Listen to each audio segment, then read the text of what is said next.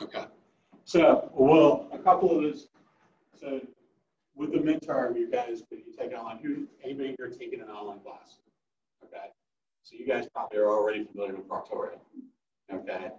That's our software that, we have a tendency to, I'm not using it like maybe some of your other instructors will. Mine is not super locked down. Okay. I'm going to be honest with you. What I'm looking for here is to make sure that you are taking the exam. Okay. And that there's nobody sitting next to you going, this is the answer. Okay. And that's really all I look for. Okay. Because the exams are open book. Okay. The book's only going to help you so much. They're comprised, the exam, typically the midterms will be comprised of, I think it's about 40 multiple choice questions. Okay. And I think it's 4 essays. Okay. So those essays are about 10 points a piece, give or take. Yes. Yeah, absolutely. You can open the book in MindTap. I don't care. You guys can look through the book. You can look up your answers in the book. I realize that you're going to have to know some of it, okay? Because there's no way in the time frame, if you looked up every single answer, you'll run out of time, okay? I think it's, just a minute, I can tell you, I can't remember whether I set this one for 3 or 4 hours, okay? Which is way more than you guys should need, okay? My recommendation, I think it's, with the midterm here, I think it's 3 hours, okay? My recommendation is you get the, try to go to the I'll double check this out, typically I recommend going to the essays first, because if you run out of time, multiple choice isn't worth as much, okay? And you gotta put something in those essays, because that's between, I think it's like 45 points is in those essays, okay?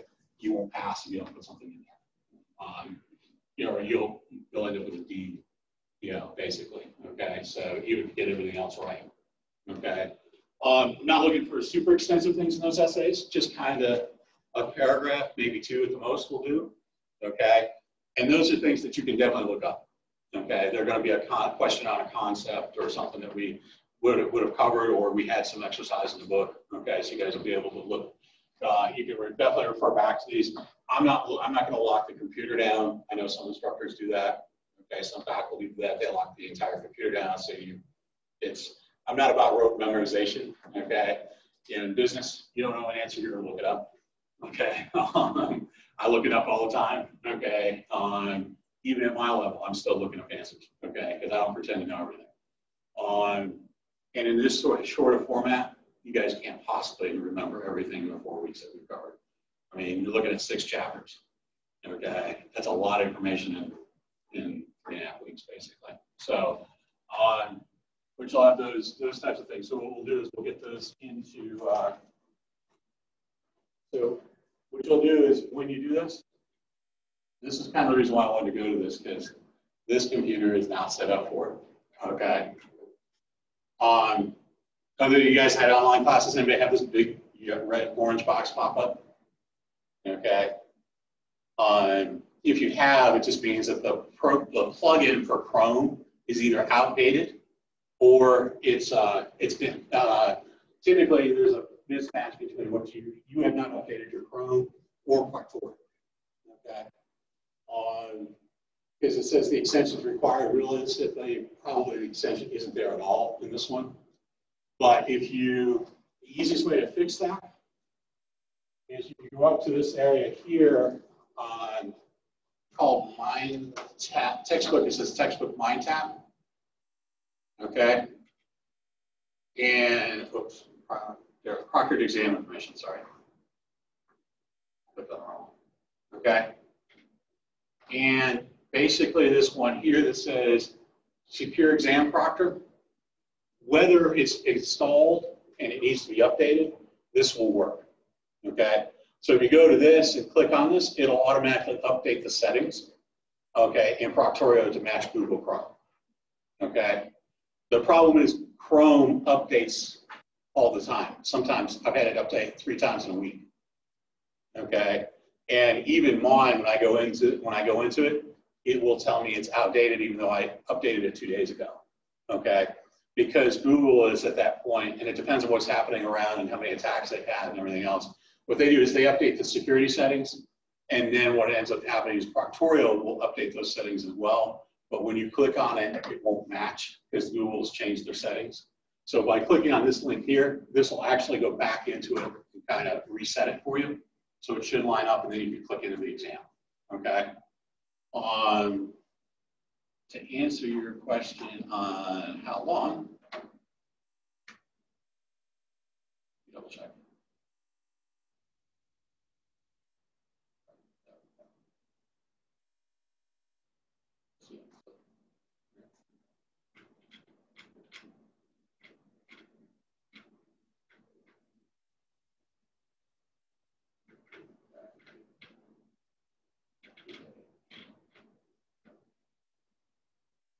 Excuse me, an hour and a half, which means I'll change that to actually it's 2.5 hours, sorry. So 2.5 hours. So still plenty of time. So you guys should have no problem completing it in that time frame, okay? It'll open on Monday, Labor Day, and will be open to the following Monday at midnight, okay? So it'll be due during our week 4, okay? The other big event for next week will be, and will be one of those days we're going to spend the entire day reviewing the project, okay, for the end of the term, okay? So you guys can actually start working on that, okay? What your options are, what your cases are, what films we are, okay? Because guys, remember, next week is halfway through the term for us here, okay, in this accelerated format. So definitely want to make sure that you stay tuned for that. Typically, I'll probably go over that on Wednesday, and then we'll do it's kind of a lighter week, so it's a easier week for you guys to kind of catch up on some things if you're behind. It's also a week I'll be looking at MindTap to see how far you guys have completed or not completed. I don't pay a whole lot of attention to it and tap until we get to about that midterm point, but I will be sending out some emails and letting you guys know kind of where I think you are.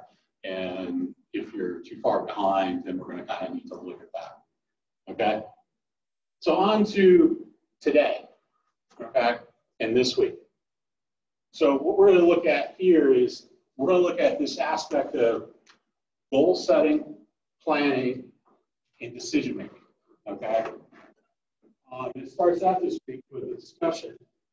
Anybody look at the discussion? Probably not. Okay. The discussion this week is basically one where we are looking at look at a decision that you make. Okay. And the decision, as I pointed out in here, it's a major decision. Well, that major decision happened to be to come to college here. Okay.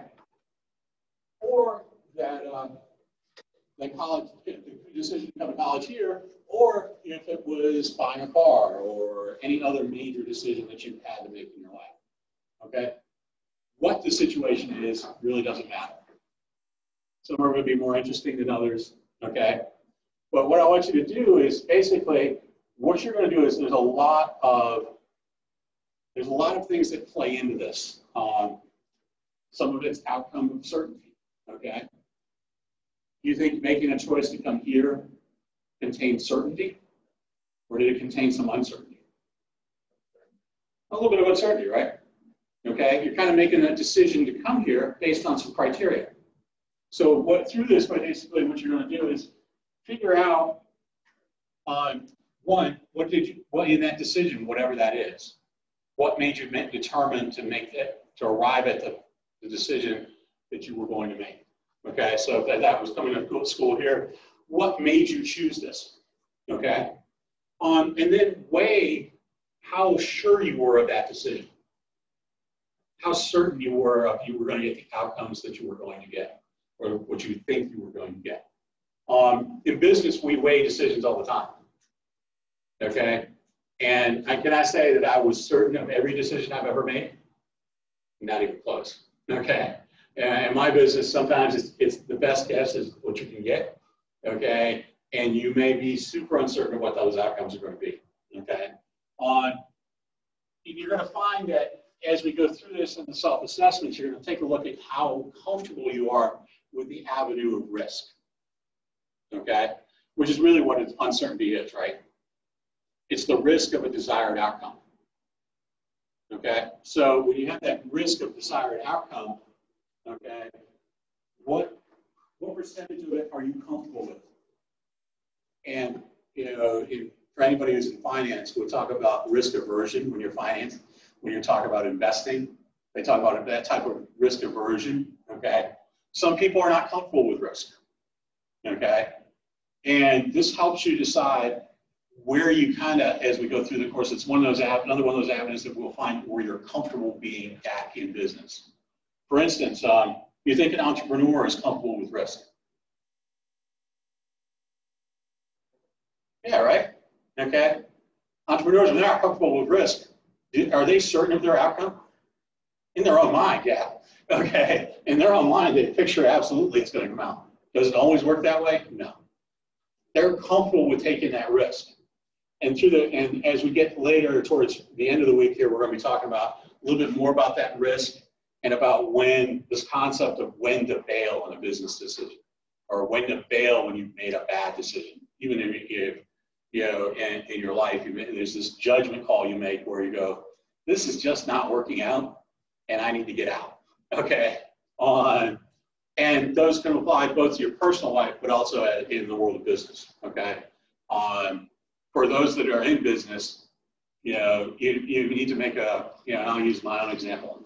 I owned my own restaurant for a while. Discovered that was not really what I wanted to do, but I did own it for a while. I made the decision to go into that, even though there was a lot of uncertainty. But I could tell you with the partner I was in, I made the decision a lot quicker to bail, okay? To make the recommendation, we close the doors and walk away, okay? Even though, because anything we did at that point, there was no certainty of that outcome, okay? Other than we were going to pour more money into it, okay? At that point, there was some external factors and other things that were happening around the location I was in, okay? But I made that decision to bail quicker than my partner did, okay? So we didn't get out of the business as quick as we probably should have, okay? So there are those types of decisions where you minimize your losses as opposed to maximize your gains, okay? And this whole week, we're going to talk about how to get to somewhere, as well as how much risk you're going to accept as you go along. So when we talk about these concepts of goal setting and planning, we'll go ahead and start with this quick little clip here. Good goals are a crucial part of a company's success. Organizations develop plans to scheduling, allocating resources, and setting up tasks and actions are all part of the planning process. Creating a workable plan starts with a good goal. Effective goals are specific and difficult, but achievable, time-bound, and measurable. For example, say, we're going to sell $250 million by the end of the year. Not, we're going to increase our sales a lot. Employees must be committed to goals. This will happen if they are allowed to participate with managers in goal setting. Once goals are specified and employees want to achieve them, an action plan is needed. Good action plans specify who, what, how, and when goals will be achieved. Once the action plan is created, measure how well you are achieving it. Look at both proximal or short-term goals and distal or long-term goals. Are they being met? Managers who set proximal goals tend to see better results than those who set distal goals. Finally, remember that you have to maintain flexibility. There will be times when you do not reach a goal, but that's okay. Having uncommitted or slack resources can help you adapt to unexpected change. And if you do options-based planning or create many different plans, one or more of those plans is likely to succeed. Okay, so as we warm up to that aspect there, we kind of talked a little bit about both planning and goal setting. So let's take a look at it. So what's a goal?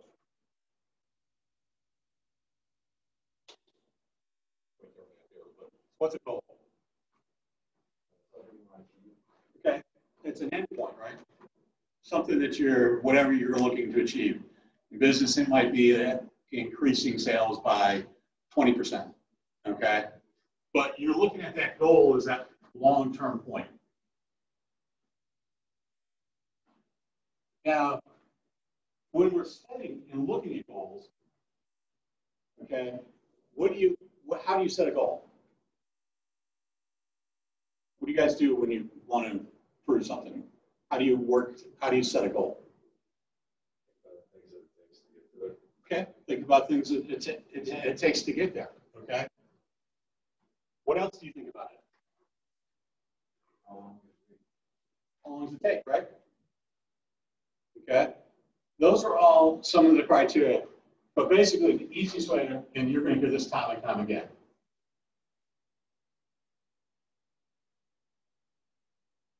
Okay, called SMART.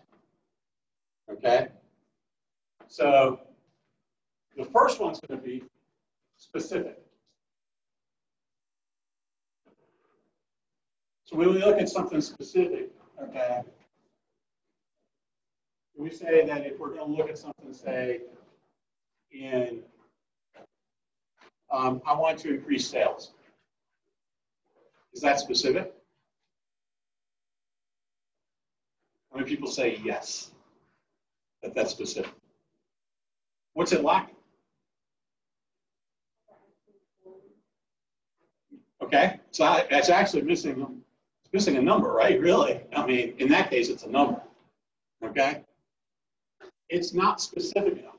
Okay? Whatever you're looking at there is not going to give you that time frame that you're looking at. It's not going to be specific enough. Okay? The next thing we're looking at is measurable.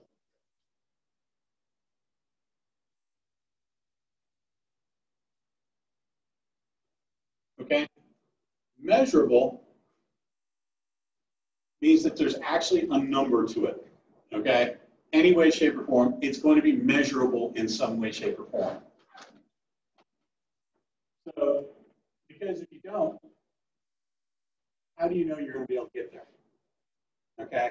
If you can't measure what, and this becomes really key in a lot of those, okay? Because measurable, it's not just whether you meet it or not. It's about how far you are if you don't meet it. Okay? So, for instance, if you're thinking about, I'm going to improve sales over the next 6 months by 10%. Okay? At the end of 6 months, is it important for you to know whether you met the goal or not, right? Okay? Well, what happens if you only did 5%? You obviously didn't meet the goal, right? But is it important that you know how far you were away from making that goal? Okay? Why is it important? Okay? That's one good reason. What else?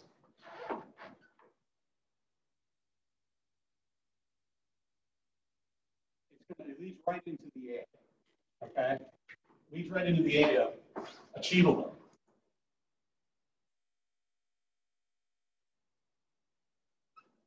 Okay? So, if you're, so it being achievable, right? Do you think people made goals this time last year in business? Typically, yeah, you would, right? What do you think about the achievability of those goals in March or April this year? Do you think those goals would have been the same? Well, the goals probably were the same, but what you thought was achievable last fall, is that going to be achievable now? I mean, would have been achievable with the same thing that would have been achievable in last fall, you think would have been achievable in March or April this year? Right. Okay, so it's not achievable, right?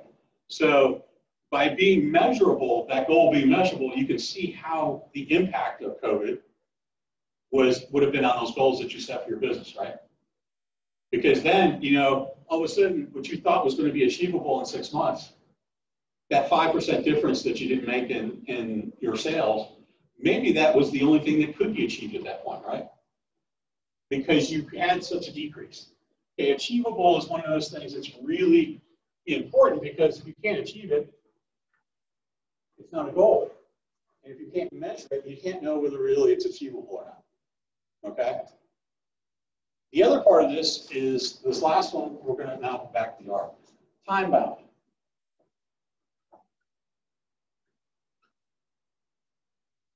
Yeah, in the video, right, what did we do?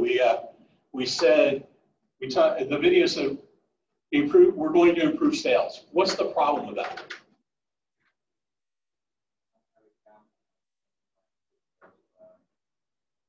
Okay?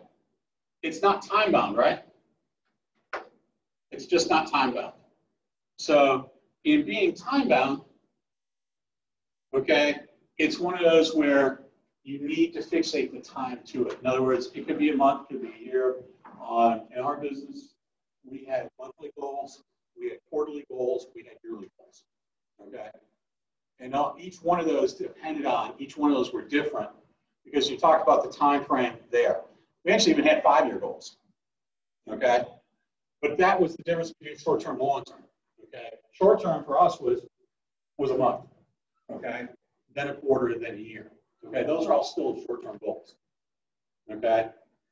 It's really important for us to understand where the time frame would be leading into the next one, which is relevant.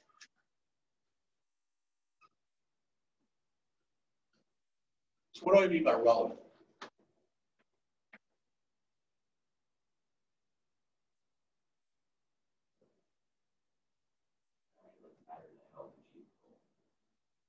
Okay. Yeah, that's close. I'm sure it's still a priority. Okay. Maybe it's still a priority. Okay. How about that it's actually somewhere you want to be? Okay. I've looked at some people's long-term plans, and they say, well, we want to expand into, we're going to build a bar in Myrtle Beach, which are located here. Okay. Is that a relevant goal? Probably not, right? I mean, it's one of those where as a consultant, I'm going to sit there and go, okay, if that's your goal, tell me why that's relevant. Okay. What is it that you think that you would want to build a bar in Myrtle Beach? Okay. Now, some people could tell me that say, hey, I'm going to sell this one here. I really want to start one there. That's kind of where I want to be. I want to be near the beach. Then that might make that a relevant goal at that point. But at this point, at the point where you say you're going to drop into, or if you're going to go global, okay, you're going to drop in and start a business in Turkey. Okay. I got a lot of questions as a consultant if you're going to think about starting a business in Turkey. Okay. Because Turkey's not a warm and friendly environment towards Americans in any way, shape, or form. Okay. So that goal of starting a business in Turkey may not be relevant to the situation. Okay. So these aspects are in the goal setting process. Whether you know it or not, you probably go through those as you set your personal goals. Okay. Sometimes we don't think about it that way, but you need to think about it that way. Okay. Because when I look at goals, I'm looking at to see if I can see all of these there. Okay. Are they achievable? Are they time bound? Are they looking at those? Can they be measured? Usually the problem we have is measurement. And people have a hard time putting quantifiable numbers to some goals. Okay. But what happens is if you put a number to them, then you can assess whether they're achievable or not. Okay. So these are our goals, which is what I would call the end of the road. Okay. This is the end of the road. This is where you want to be. Okay. So how are we going to get there?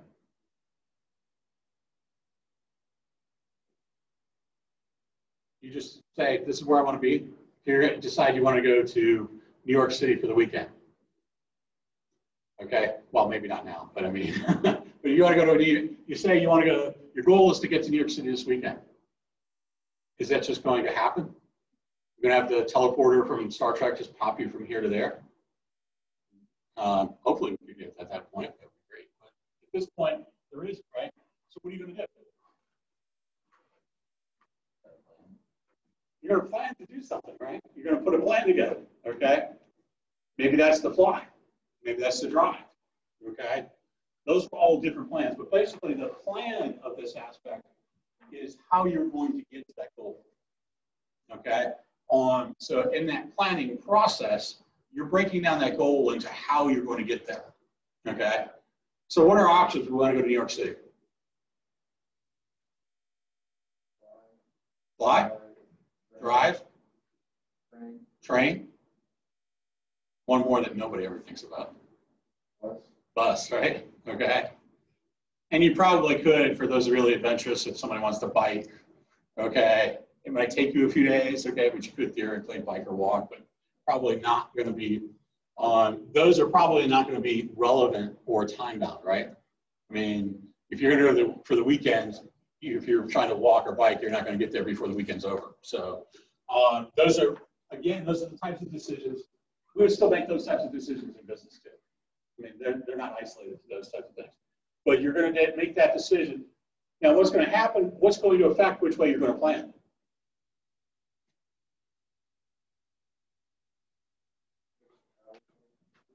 What's that? Okay, time. Cost.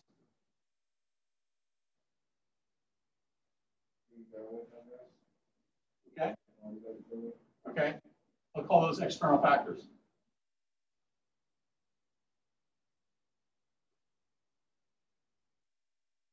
And maybe some internal factors, right?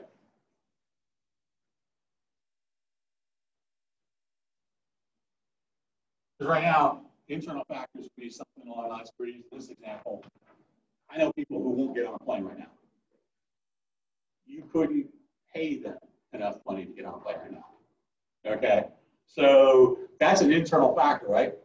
And in business, that would be, okay, an internal factor goes, I don't have the machinery to meet that goal, okay? So that's something I don't have right now, or my machinery can't meet that level because it can't put out enough units, okay? That's an example of an internal factor. External factors would be those things where right now, the bus schedule is not conducive to when I want to travel, okay, in that example. Or I don't want to fly because I can't depend on the airlines not to cancel my flight at the last minute or to change something, okay? And then we also have the factors of time and cost, okay? What is it going to cost me to get there? Okay, it's cheaper to drive, right? Probably cheaper to drive than fly right now. Yeah, I can tell you, for the most part, it's still cheaper to drive than fly. But to drive from here to New York City, how long would it take? 12 hours, give or take, each way. So when you make that type of decision, it's going to be cheaper, but it's going to take you way longer. Okay? So in business, we make those types of plans all the time. Okay? So when you're looking at those plans, okay, we get into plans. The planning process takes on a lot of different aspects. Okay? And typically, you're looking at, the video said you've got long-term and short-term.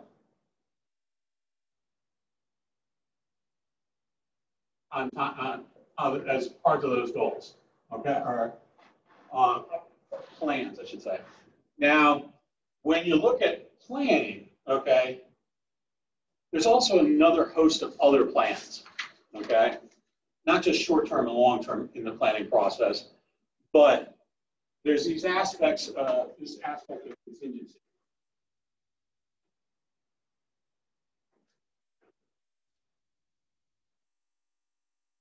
Okay, so we'll go back to our example of going to New York this weekend. And you decided to drive. But your car is a little less than reliable. Okay, so Are you going to plan on getting there totally in your car?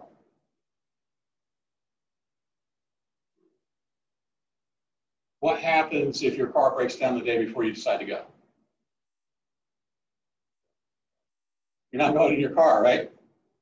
So if you're not going in your car, what are your options? Plane, train, bus, right? Okay. When you're looking at it in a business sense, we're looking at, okay, I'm looking at, well, I need to meet Christmas demand. Okay.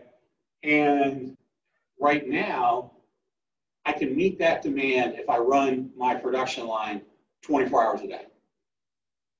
Okay. But I need to plan something in case that machine breaks down, right?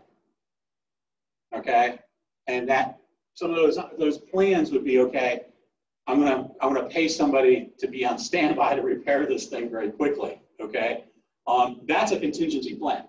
Okay. It also means that I might have to, while that guy's fixing it, another contingency plan might be able to ship some out to the plant down the street. Okay. Or I might be able to increase production somewhere else in the world. Okay. Those are things that a contingency plan is. If A happens, okay, if I can't do A, what if I can't do A, how am I going to get to A? Goal A, okay? How am I going to get to that goal of meeting the increased output that I need for Christmas, okay, in the next 30 days? If something happens that off of my line, I'm going to need to make sure I've got another plan in place. Why is that important? Why do we care? Why don't you just let it happen? Why do we even look at that in business?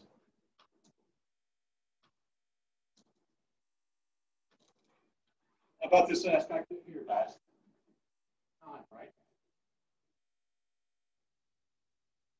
If you don't plan for that contingency, you don't plan for those what-if scenarios, do you think you can solve that problem?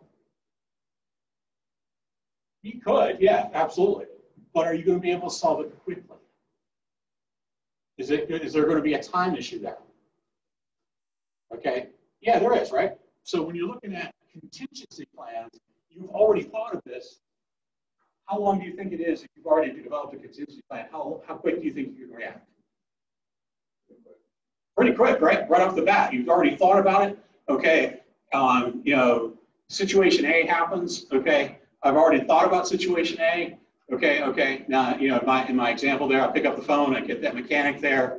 Okay, we're going to lose 4 or 5 hours. He tells me we're going to lose 4 or 5 hours. It's going to take him that long to fix the line. Okay, all right. So what do? Do I look at increasing a little bit on the outside? Do I, you've already thought of all these what ifs. Okay, so all you do is just go. It becomes a second nature. So that contingency is a pre-planning process. Okay, that you really need to get to that goal, right? The goal is to get this, extra 1,000 units out in time for Christmas holidays, okay, or by Thanksgiving or whatever that time frame is. But in order to meet that goal, you've got to have those plans in place to be able to make it. And you've got a plan, but sometimes the plan doesn't work out. Just like it would be in our example, your car breaking down on your way to New York, okay, or before you go that way, okay. So the next thing that you're looking at, okay, is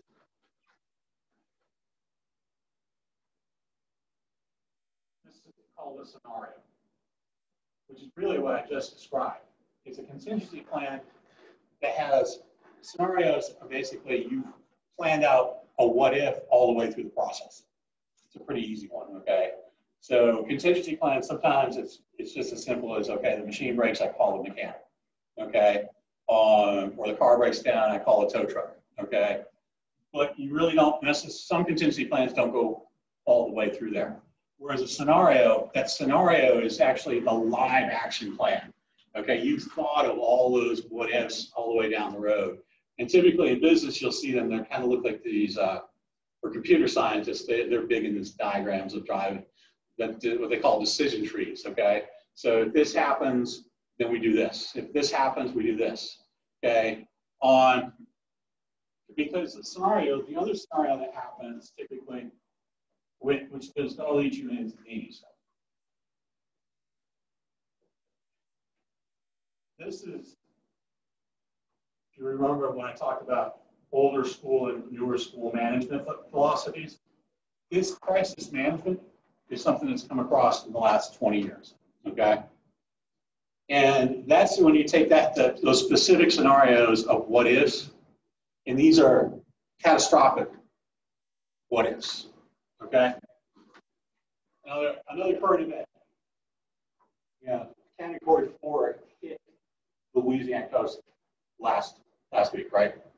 Well, kind of heard of that, okay? You know, coming from Florida, I know what hurricanes do, okay? In businesses in those areas, they have a hurricane plan, okay? And that hurricane scenario will dictate how bad the hurricane's going to hit, whether it's a direct hit, whether it's water damage, okay? Every business in that area has that plan for that particular crisis, okay? Mainly because if you have a plant that's in the smack middle of Louisiana at this point, is that plant even there at this point? It's not functioning either way, okay? Nothing in the state of Louisiana right now is functioning very well, okay? Damage from 140-mile-an-hour winds is pretty severe. There's no building that can withstand that, okay? That type of a direct hit. That's why you see most of those places where it looks like a saw came through the second story of the building, because that's exactly what happens, okay? I made the decision to write out a Category 3 hurricane a few years ago in Florida, and I could actually feel my roof come off. It was actually, you could feel the vents of my roof move inside the house. But that crisis there, that crisis plan sort of gives them an idea of how to react to it, right? So immediately, okay, this is what's going to happen. Obviously, cycling up, no different than the tornado last year that went through the plant over here north of Greenville, okay? That particular one, I guarantee that plant already had a plan in action. Do you know how long they were down from that tornado? That was a direct hit from that tornado. They were down less than 3 weeks. They were back up and producing in 3 weeks. That means that they had a solid crisis management plan, okay? Get in, cleaned up, rebuild. They knew where they could restructure the plant because it wasn't a complete hit, so they could remove equipment around into the building that they already had. Okay, they reacted to that crisis management. Another crisis management situation that probably almost nobody planned for, okay, is the current situation we're in, okay, in businesses, okay? That nobody foresaw this one here coming, so they couldn't really plan for it, right? This is one of those things that was never, and I can tell you in the 30 plus years I've been in business, there's no way that anybody, even this situation wasn't on anybody's radar, okay?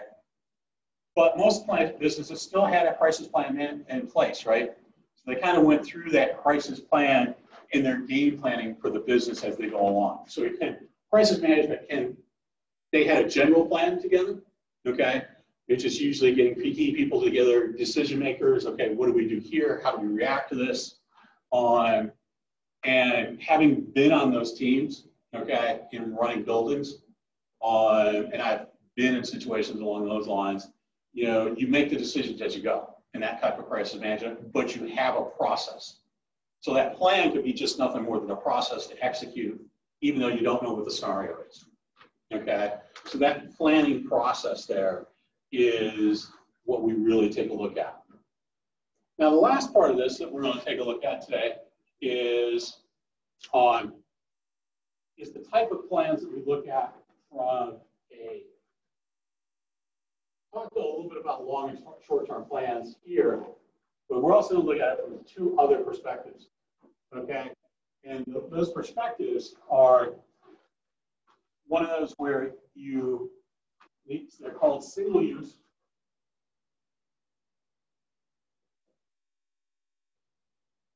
and reusable.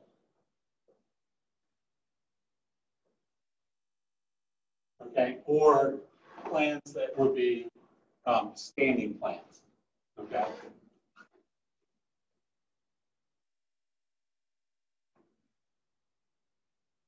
So a single-use plan be typically on, actually, we'll go to the standing plans first. In HR, okay, who in here works? Okay, you guys get an employee handbook of some kind or directed towards a website typically of some of those places. Most corporate places have them, okay? Typically, what in there is called a disciplinary process, okay? And there's a process in place. So there's a plan there where if you, as a manager, have to deal with an employee who doesn't work well, there's a plan and a process for you to handle that, okay? There's a way, it's a step-by-step process. Most bigger corporations have them, okay? So you're not really making any decisions there, it's made for you. So that's kind of a standing plan, okay? And then they're usually pretty extensive, okay? But it's basically if person X is late for work 5 times this week, okay? And then person Y is late next week for 5 times, okay? The same thing happens to both of those. That process is the same way. So it's a standing plan. Whether that's, it doesn't change. And every time we encounter that situation, okay, we're going to enact that particular plan in the same way all the time. That's a standing or reusable plan, okay? We use those typically standard operating procedures, okay? If you're in a particular business, there's going to be opening and closing plans, okay, or procedures. That's a standing plan. That's how you're going to handle your business for the day, okay? Single-use plans, though, are those types of plans where you're planning to build a plant, for instance, okay? That plant, you've decided to build a new plant, okay? Then there's a plan on how to get that plan into process, right? Okay? But once the plan is built, do you need that plan anymore? No, okay? That's a single-use plan. That's what you call a single-use plan. You're not going to reuse it again. You plan through the process, you use the planning process, you go all the way through it, and then you get rid of it, okay? All right, so we'll kind of end up there for the day, guys. And we'll pick up again on Wednesday with the decision-making process.